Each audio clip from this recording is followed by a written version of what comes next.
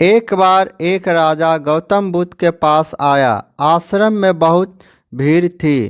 तभी राजा ने बुद्ध से आग्रह किया कि वह उनसे एकांत में कुछ कहना चाहता है। अब बुद्ध बोले, सर्वत एकांत है और तुम्हें जो बोलना है वह यहीं बोलो।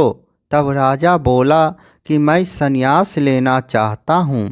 यह सुनकर बुद्ध थोड़ा गंभीर हो गए। वे बोले कि तुम्हें सन्यासी होने के लिए और दीक्षा देने से पहले मेरी एक शर्त का पालन करना होगा। राजा ने कहा कि जब दीक्षा लेनी है और सन्यास होना ही है तो सब शर्त मंजूर है।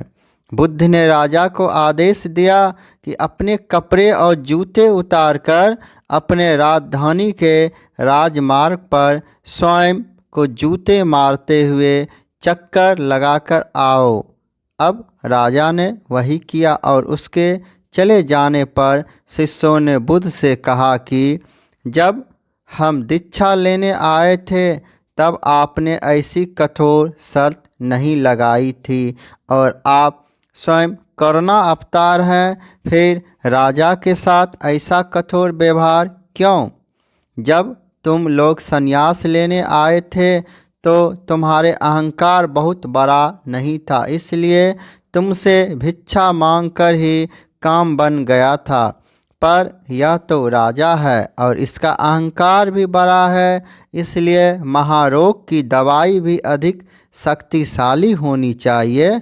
और राजा जब इस दशा में अपने ही प्रजा के सामने से गुजरेगा तो उसका अहंकार खत्म हो चुका होगा।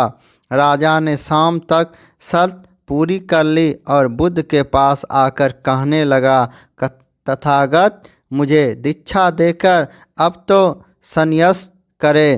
तभी बुद्ध ने राजा के सर पर मुकुट रखा और कहा कि अब तुम्हें संन्यास लेने की जरूरत नहीं है। अब तुम जाओ और स्वामी भाव छोड़कर सेवक भाव से राज करो। इस कहानी से हमें यह सीख मिलती है कि कभी भी जीवन में ज़्यादा घमंडी नहीं बनना चाहिए, क्योंकि वही हमारे दुख और असफलता का कारण होता है। प्लीज़ हमारे चैनल को सब्सक्राइब, लाइक एंड शेयर करें। Thank you.